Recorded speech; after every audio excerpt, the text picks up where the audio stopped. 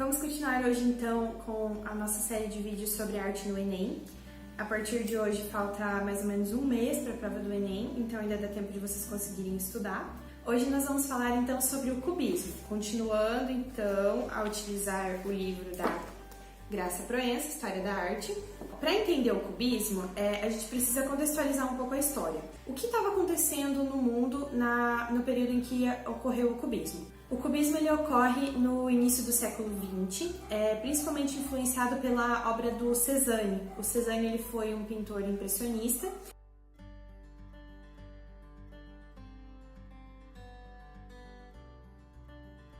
Ele prezava muito a forma das figuras, então ele fazia o tronco da árvore um cilindro perfeito, uma casa, um cubo perfeito, ele buscava muito trabalhar as formas geométricas nas obras dele.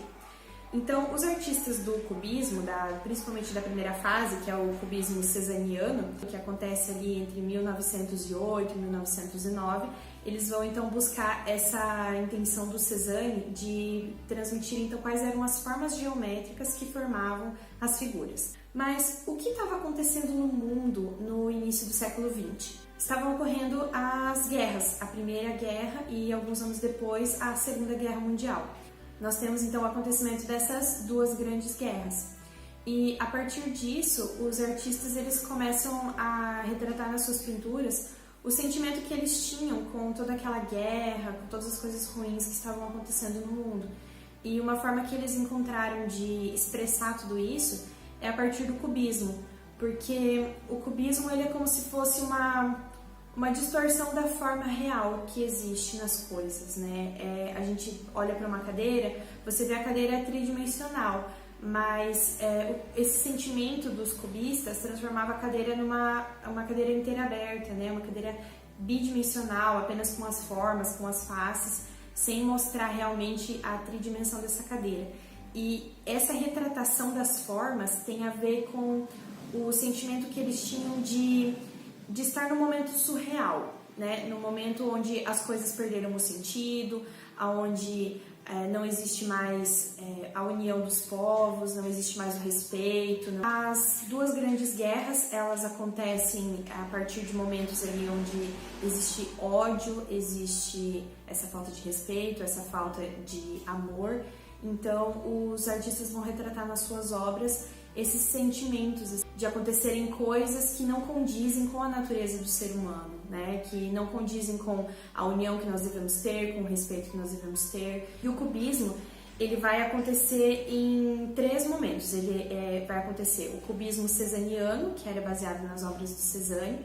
Depois dele vai existir o cubismo analítico, que vai acontecer até mais ou menos 1911. E no cubismo analítico acontece então a fragmentação geométrica das formas e o uso de poucas cores. Então demonstrava assim exatamente no plano quais eram as formas das figuras. Então um cubo, ao invés de ser demonstrado tridimensionalmente, ele vai ser demonstrado as suas 6 faces abertas, né, no papel.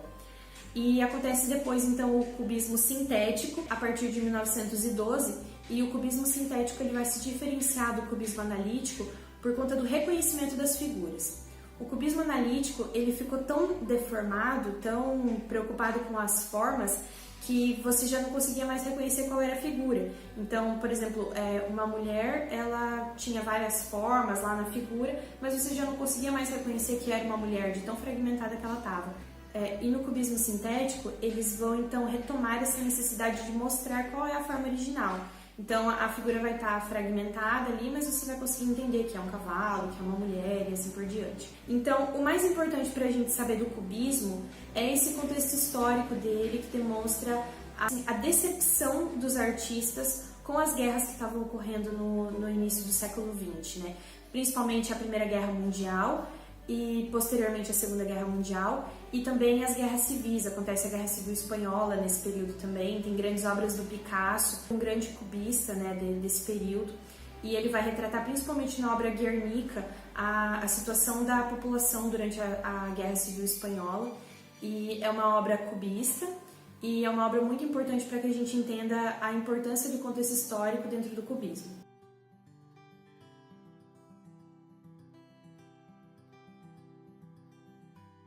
Então, recapitulando, os artistas passam a representar os objetos com todas as suas partes, né, numa só dimensão, num só plano, e significava então o abandono da busca da ilusão da perspectiva, né? Todas as coisas que nós vemos aqui, elas são tridimensionais, o nosso mundo é tridimensional, e como o mundo que nós conhecemos estava distorcido, eles resolveram então distorcer o mundo que eles estavam pintando, né? Esse que é o conceito principal do cubismo.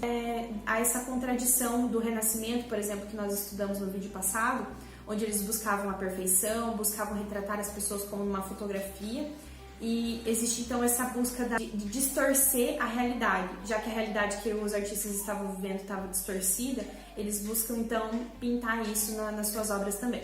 No próximo vídeo então nós vamos falar um pouco sobre o surrealismo, que vai ser também relacionado a essas vanguardas, né, pós-impressionistas, né? O surrealismo ele vai ser mais ou menos na mesma linha do cubismo, mas com um formato de pintura diferente, né? A gente vai estudar isso então no próximo vídeo. A gente se vê então no próximo vídeo. Se você gostou desse vídeo, não esqueça de curtir aqui embaixo, se inscrever no canal e deixar o seu comentário.